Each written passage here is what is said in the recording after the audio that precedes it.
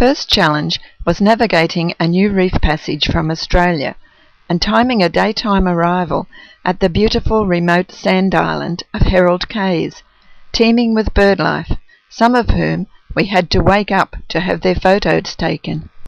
From this idyllic beginning, weather became and continued a constant challenge.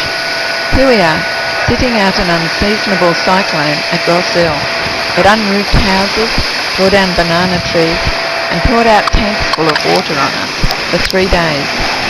Here you can see how the 16mm nylon rope is stretching out almost a metre under the force of the wind. The rain continued for weeks. We ignored the rain and worked with the locals, making mud bricks, a project Steve Royal planned for the new church building. There was plenty of work for all, from the very old sifting out the stones to the very young carrying the mud to be mixed with coconut husks. We made about 500 bricks, ready for laying when Steve and Caroline arrived. From Rossell, we went to Midsummer for Phil to install a radio at Poiniewa. Undoubtedly our most dangerous challenge was gaining access to this remote village perched on top of sheer cliffs. Just take a look at the conditions for boarding the dinghy with the waves trying to smash it against the rocks.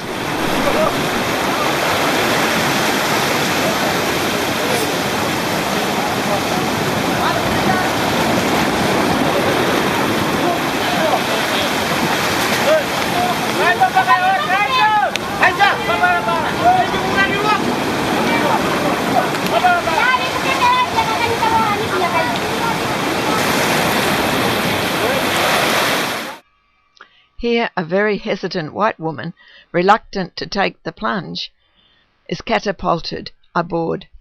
Going back was rough, and several times Phil was afraid the dinghy would flip. Finally, the skipper ran out of fuel, and we walked the last 2 kilometres back to the boat. Health is always an issue. Yes, Phil, he's got malaria, he's got the shakes, he can hardly stand up, he can't hold anything. He thought he had the flu, but we think it's definitely malaria. Back to bed, Phil. You wouldn't think it was 28 degrees Celsius, wouldn't you? I've got a jumper on, but I'm shivering. Here we go with the shakes again.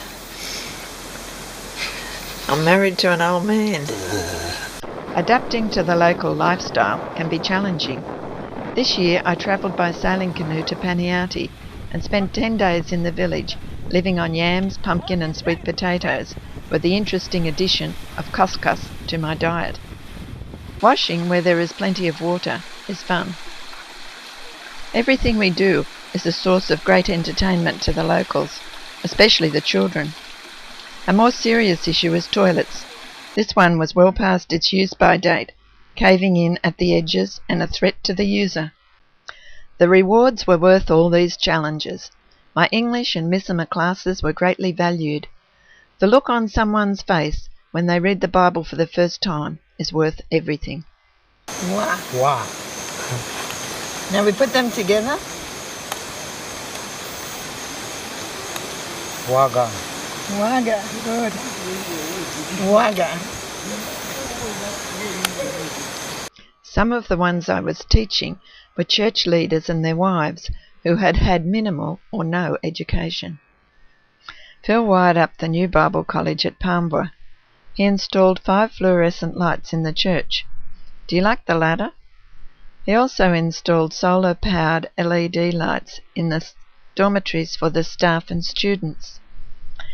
Phil helped with the building of the Bible college mess, while I taught a section of the course to the students. It's an excellent facility, giving quality training to the many new leaders rising up. We visited a number of the newest outreaches to lend a hand. At Hanata, it's a team effort folding sago leaves for thatching the new church building. I did Sunday school teaching at Rahua, the latest outreach in Sudest.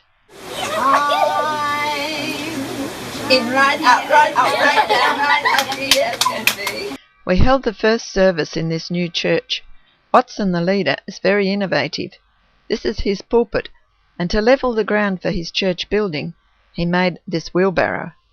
At Chellawagga, Phil organised the dedication of the new church stage. He installed lights in the church and repaired the radio aerial. It's a long way up. Hope the post doesn't break. We left volleyballs and other equipment for the area youth camp they are hosting in December. They're expecting 400 to 500 attending, and new converts and church planting to follow. It's this growth that excites us and keeps us doing what we do.